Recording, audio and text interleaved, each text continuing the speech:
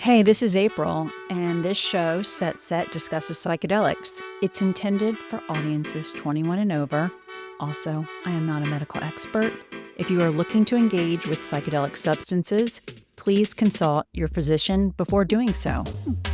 A friend said to me, "Hey, you should try this thing called Ibogaine. It really saved my life from addiction." I was going to die, so I thought I have nothing to lose. I might as well try this as a last resort. I had a very profound awakening where I saw my life and how to come a meaning in the world. I saw my grandmother who taught me what love was as a child. I saw her surviving the Holocaust, and I saw why I needed to be of service and never poison myself again. Hey, it's April Pride, founder of SetSet, and your host on our podcast all about women transforming their lives with the support of psychedelics and psychedelic integration.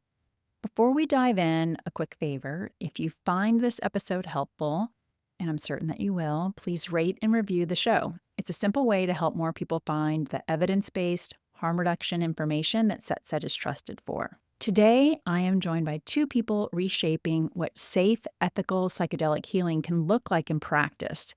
Tom Fiegel and Talia Eisenberg are partners in life and as co-founders of Beyond Ibogaine, medically supported treatment center in Cancun, Mexico. You've likely heard about Ibogaine as a treatment for opioid use disorder, alcohol use disorder, or perhaps you watched the Netflix documentary In Waves and War, which chronicles the experiences of former Navy SEALs who seek Ibogaine treatment for PTSD and traumatic brain injury after conventional treatments failed them. You'll hear the words Iboga and Ibogaine used throughout this conversation, and they're often used interchangeably in the media, so it's important to clarify the difference up front. Iboga is the root bark of the Tabernathi iboga plant, native to Central West Africa and traditionally used in spiritual ceremonies.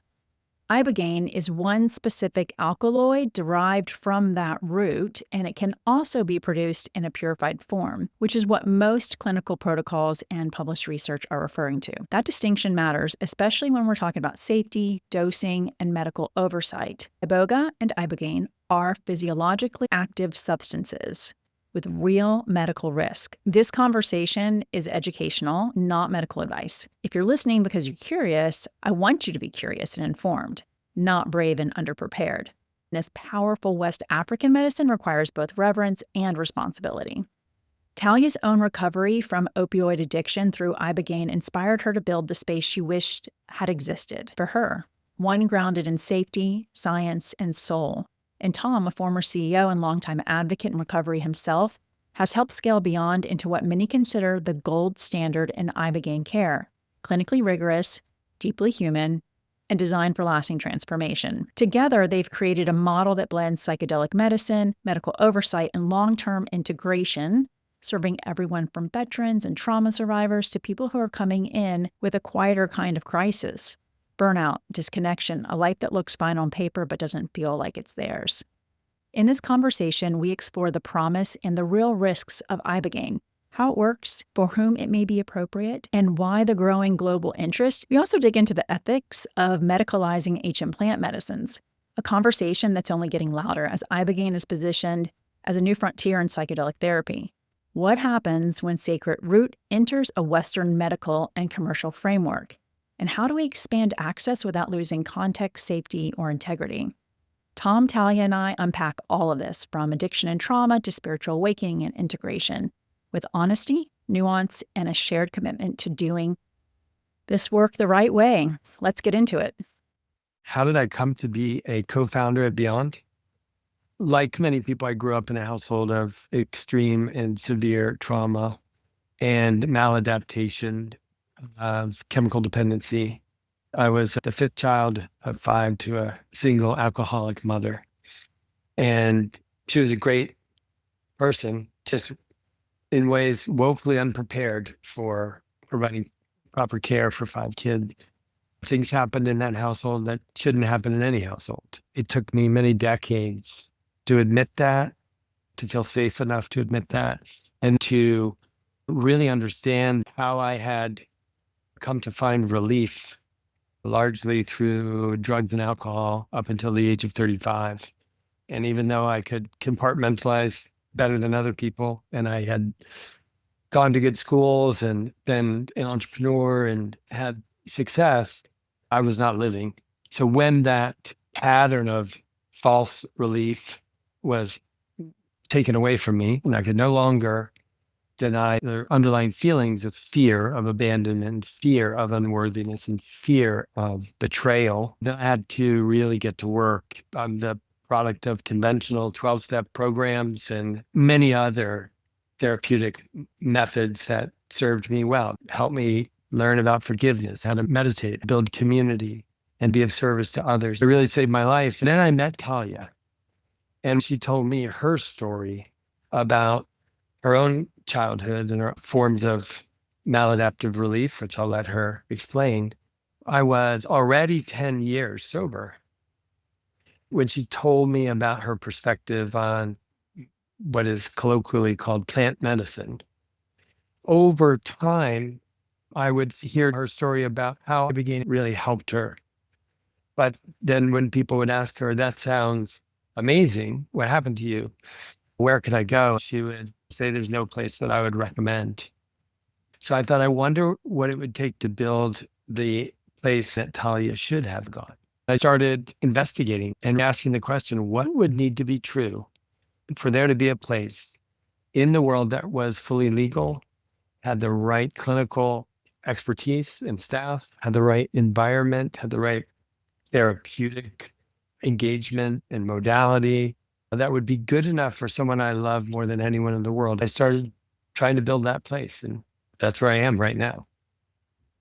We've hired 13 full-time licensed credentialed MDs that only work at Beyond, and 25 ICU certified nurses that work exclusively at Beyond, and about 40 other team members across a wide range of key functions, including therapeutic coaching, therapy, adjunct therapy like body work, sound healing, and art therapy. We're the right amount of hospital mixed with the right amount of a mental health treatment and optimization center.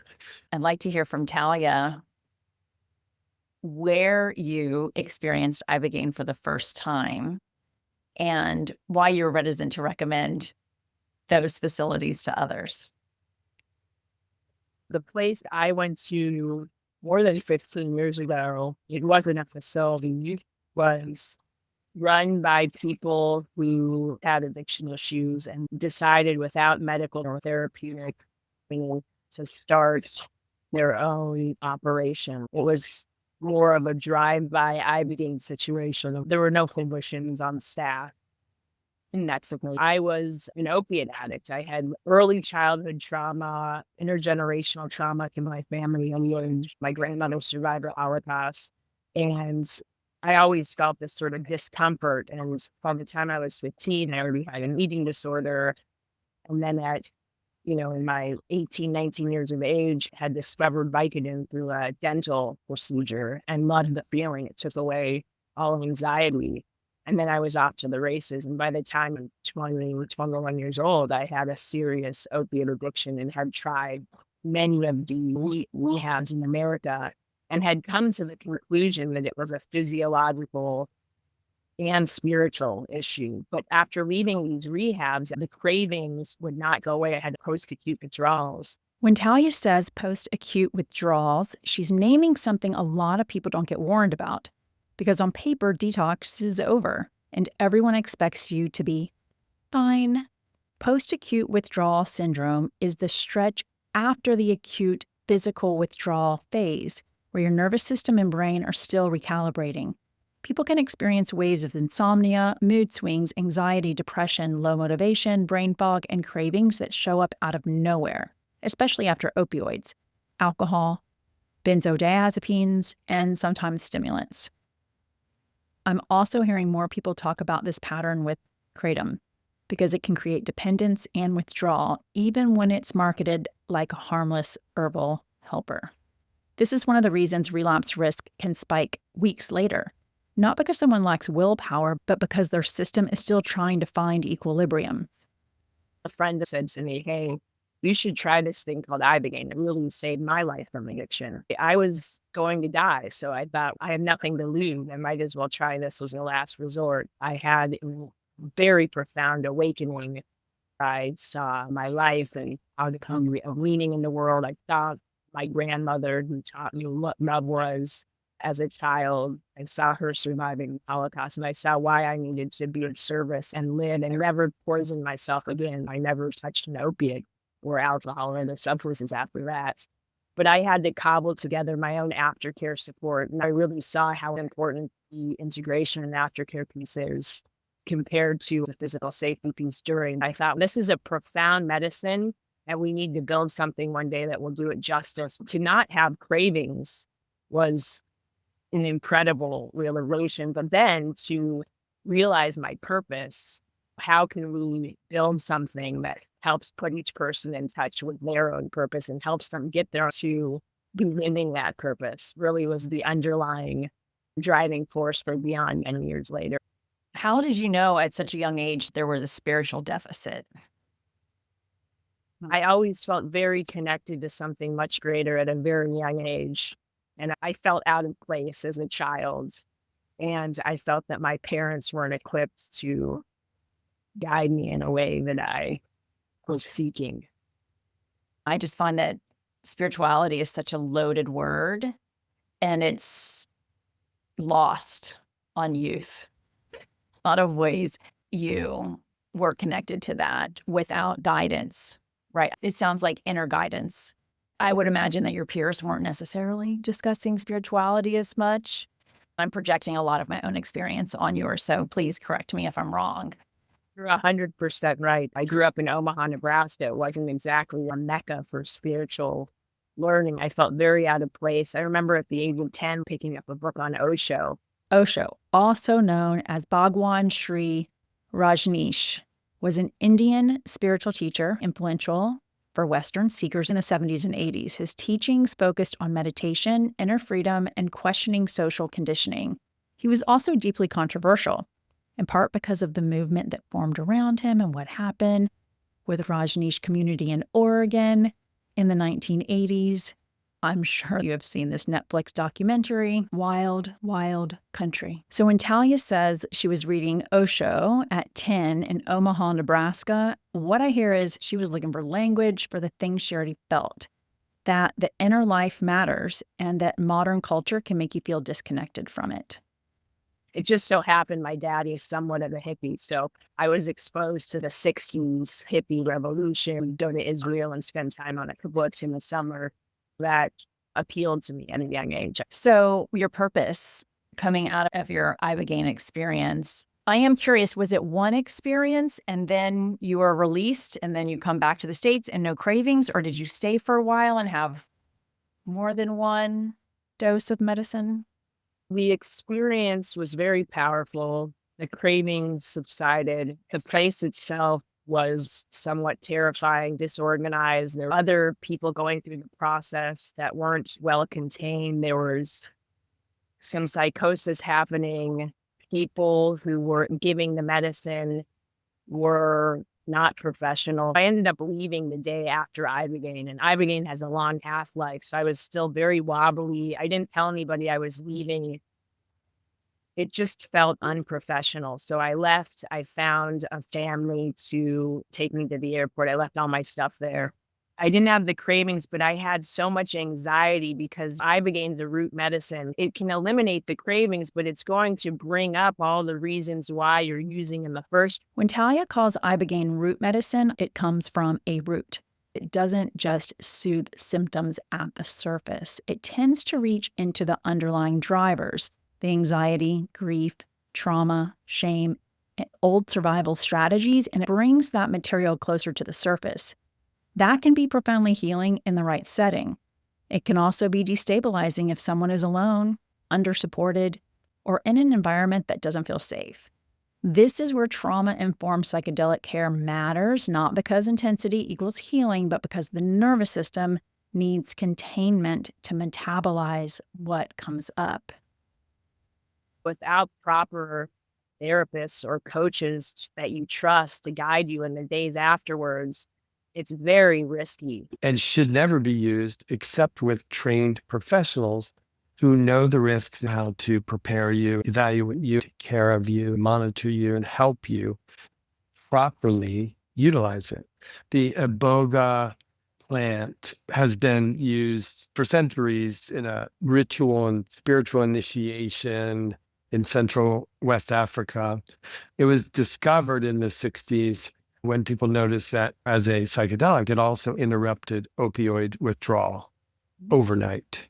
That initiated the underground awareness of Iboga because Ibogaine had a reputation of being very intense or even dangerous amongst other psychedelics like psilocybin, LSD, or MDMA. It came with a reputation and a posse of scientists and doctors saying all these other psychedelics may have a therapeutic purpose, but this one absolutely cannot be used outside of a clinical setting.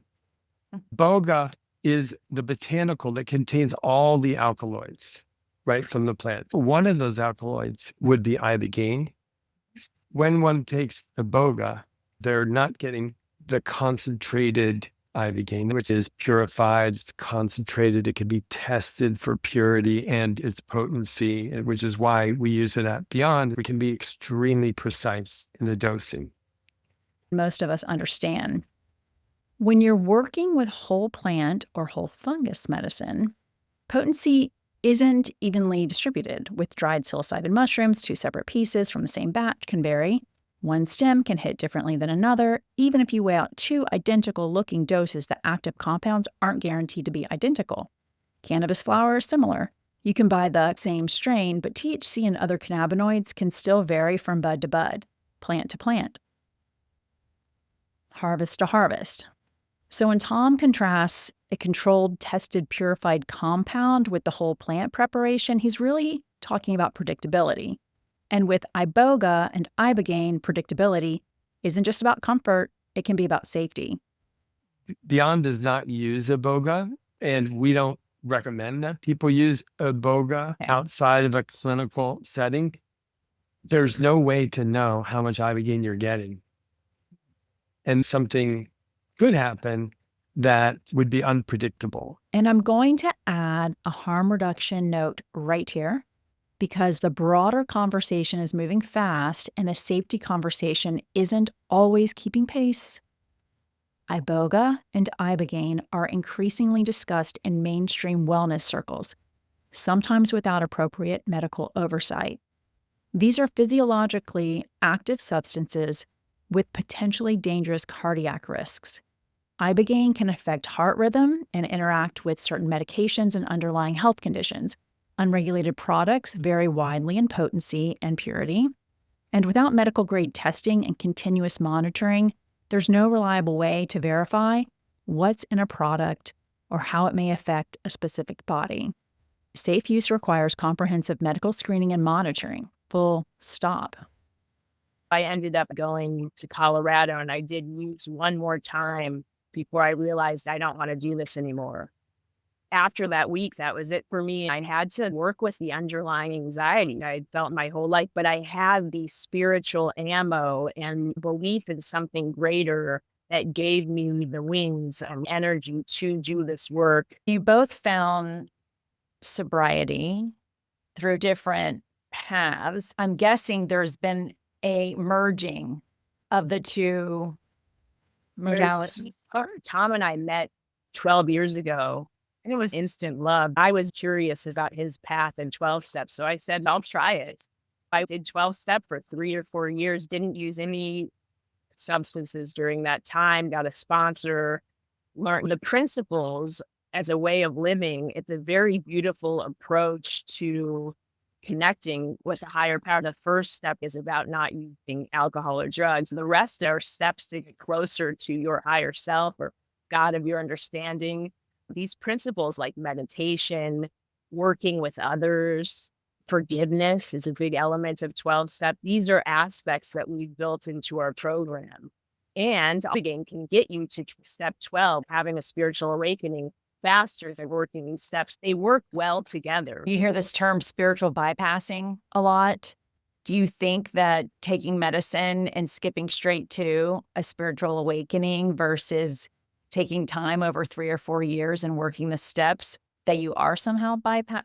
I do not have experience in 12 steps. I have never taken Ibogaine. I am just asking the question. It's a good question. What I think you're describing is someone takes a medicine, a psychedelic context, and they expect the medicine to do the work for them instead of to compound and accelerate the work they're doing. That's a very false premise to fall prey to, because that is how most of conventional medicine works in the United States. We have these big posters on the wall and beyond, and they champion our values. And one of them says, we believe the experience is the medicine. And I think a lot of people interpret that at first as the psychedelic experience. And what it actually means when we dig into it a little bit is the experience of engagement in the process, the tools of facilitating introspection, of defining and then refining intentions and a vision for our future, free from the story of our pain, our trauma, our maladaptive forms of relief, whether it's something not acute or catastrophic, like working too much, being on our phone too much, or deciding that we're in the wrong marriage. That story is the source material for the beginning of the work people do at Beyond. It goes deeply through the root cause of their feelings and sensibilities, and oftentimes relationship with labels that they've gathered along the way. I am an addict. I am depressed. I am anxious, or whatever.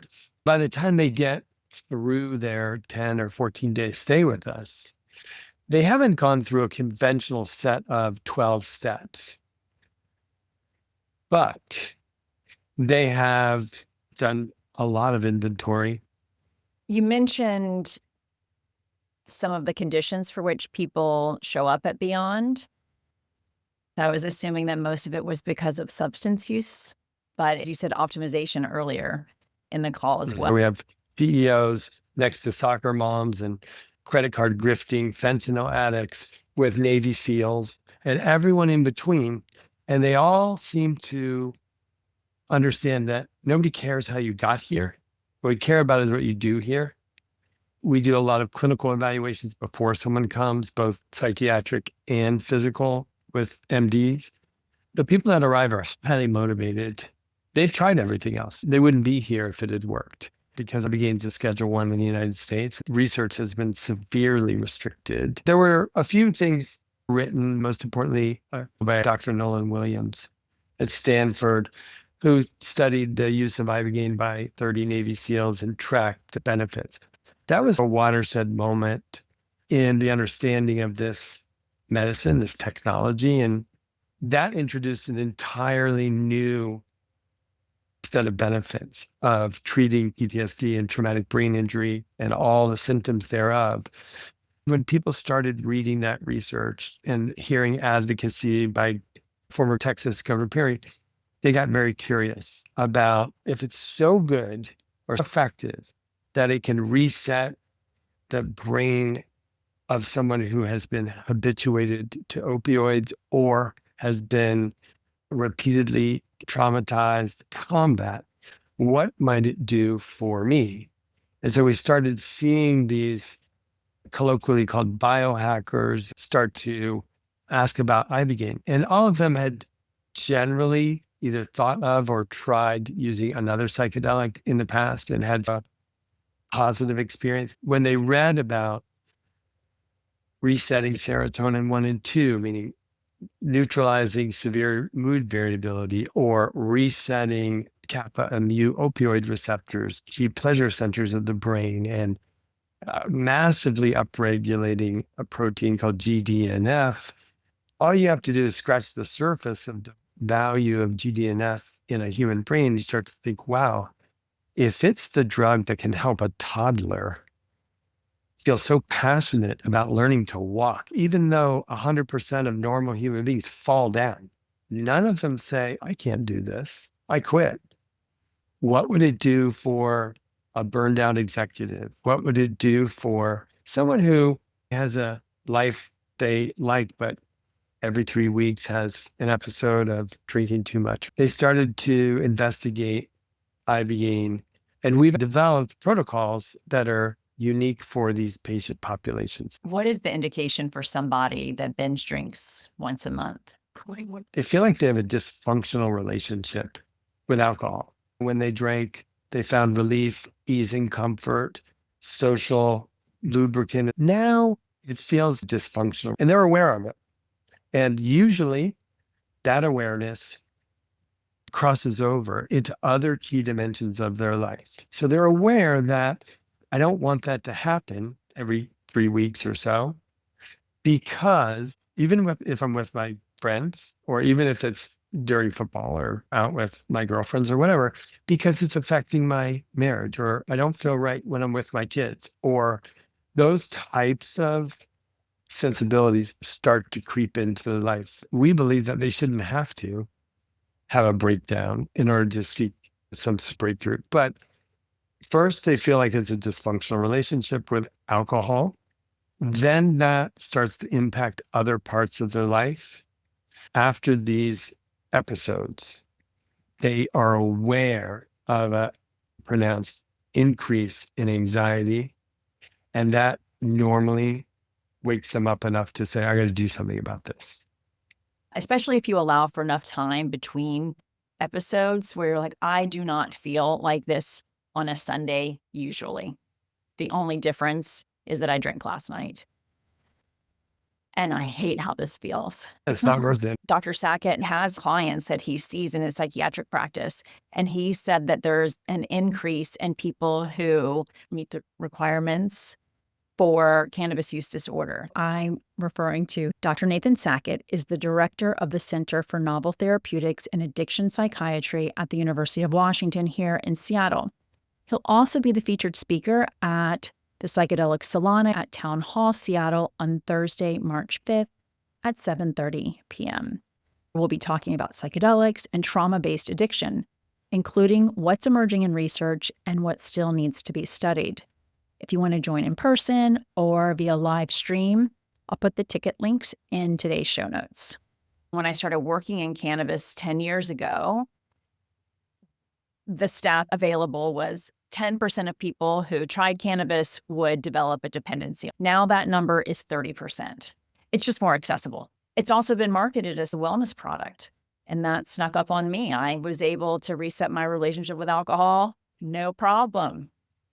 Didn't think that cannabis would be such a challenge. It took me years. Do you see people coming to Beyond because of cannabis? I think there's a couple other factors contributing to that. Number one is they're starting earlier with much stronger cannabis. I'm 58. In the old days, you had to work for your weed. I think the variability of options contributes to an increase of the usage. And I think that because of particularly edibles and odorless vape, you can use these products in places in ways that you never would imagine before. It creeps into many more parts of somebody's day or evening. I think that is a contributing factor for sure. The age and stage of life that people are using, the frequency with which they're using this high potency THC is making people move more quickly to a relationship they don't choose. It's calling them again and again to use it. Kratom and other substances that are considered to be under the guise of herbal or supplementary use, it's very confusing for people. People deserve to know that these substances are habit forming and may be addictive, and they should be informed of that much sooner and much more effectively than they are today. Likewise, Nitrous. nitrous ketamine, we're seeing an increase in ketamine dependency. As Tom said, it's confusing, right? Because ketamine is being used as an incredible tool and a gateway into these medicines in a clinical setting. people are taking it from and using it more from and to go within. So again, it comes down to awareness and intention. Why am I using this? What's the frequency? COVID, the loneliness epidemic, the fast pace that society's moving, the smartphones, the level of confusion causing people to reach outside of themselves. We're pleasure seeking humans at the end of the day, and we want to feel okay. It takes time to go inward, process, feel, and release. It can be much easier to reach outside, whether that's sugar, phones, drugs, relationships that are harmful. I find that one of the obstacles for people to say yes to a psychedelic retreat, especially if they've never taken a mind-altering substance, is you're asking them to get on a plane and go to a country where they potentially don't speak the language, get high, and you didn't even give me a schedule. I just paid you thousands of dollars. So there's all of these things we're asking them to just accept as this is how it's done. And really, our minds need to understand so that we feel like there's a place we can grab. I can control this part of it, right? I can ask for this to be different because I know that's going to be a challenge for me. I really would like to hear how, from the time someone arrives at Beyond until the time they leave, how that's come to life in a way that you're proud to share. Preparation happens long before people come, right? There's a physical, psychological assessment with our physicians. Those that are interested in coming are speaking to our pre-admissions team. Once they're approved and they're physically safe to emotionally on board, they're matched with one of our 12 coaches to assess, why are you coming? What do you want out of this? Where do you want to be 5 years from now? And how can we help you get there? Many people have a lot of fear. All of these coaches have worked with Ibogaine wells. They support prior.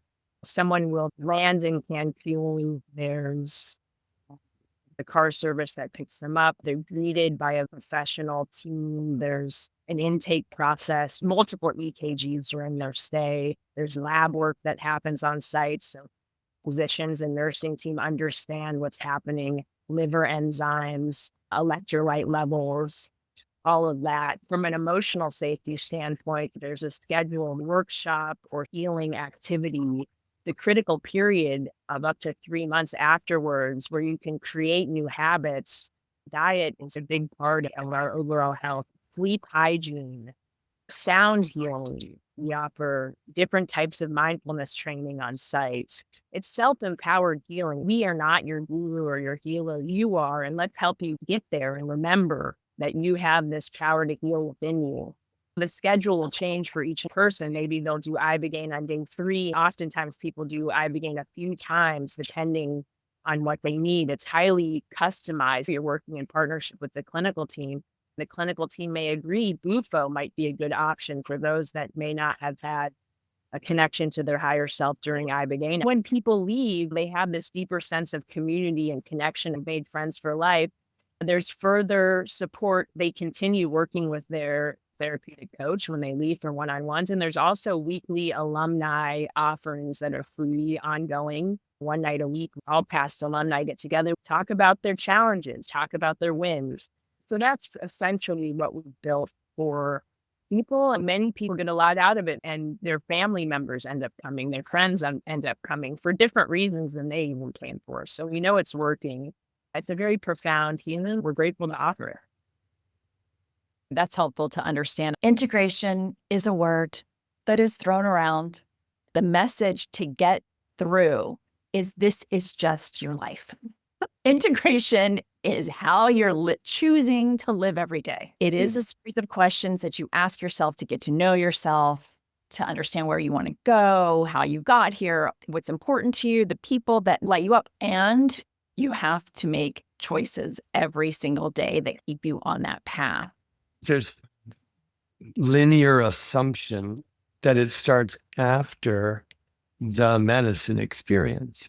We started studying this and how we would help people maximally benefit from their experience. We started looking at where this whole thing starts in the very beginning. So preparation and this intention or vision attached to elevated emotion. What are we creating? Long before you ever take any psychedelic is the beginning of integration, because that's the source material for what we're going to be reaching back to after the psychedelic experiences and the coaching sessions. We obviously have to use the word integration, but internally in our materials, we call it activation. When we start integration, we're beginning to help someone identify the key themes and make them meaning. We look at all the potential meanings of the experience. Only then do we refine that into what we really think. How might it be activated? How could we bring that insight into all the key dimensions of life, all relationships, whatever is meaningful in terms of what needs to happen to improve all relationships? If I'm not showing up honestly, vulnerably, authentically in my marriage, I'm probably not doing it in a lot of other relationships as well. Relationships, intellect, what we choose to study or teach, work and purpose. These are key dimensions. Creative self-expression, community. What community am I choosing to be a part of or build? Who am I here to help or ask for help? I need help. And afterwards, that's the roadmap that people would use. Inevitably, there's going to be things that come up later you didn't even think about. So what do you do then? We don't want them to necessarily feel like they have to come back. We want them to be prepared. That's why we say, you did this. You found the courage. You made the commitment. You did this work. You can do it again. I would love to end this with, what do we need to know about Beyond to determine if this is potentially a next step for them? They do research, not just on Beyond's website, but anywhere they can. They look at our website that shows what does it really feel like and look like? Who are the people that go there and who are the people that work there? That leads to scheduling time with Ibogaine expert that all they do is help people understand whether this is right for them. We're fully HIPAA compliant. They complete a health history that is only accessible to a physician who then engages them in a video conference consultation to review their health history and help them understand why they're qualified, or perhaps not, if there's some pre-existing condition that disqualifies them. And then we talk about when they might want to come and how long they should stay, 10 days or 14 days. Hopefully we have availability when they are interested. We have 20 private accommodations for guests. That does not include a separate facility that we use strictly for veterans, first responders, and their spouses. So that's another 6 accommodations.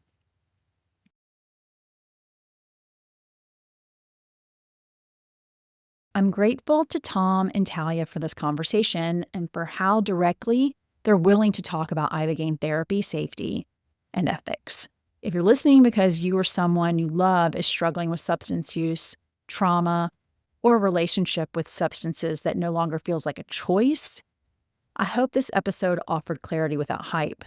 The core theme I keep coming back to is responsibility. Medical screening for Ibogaine matters.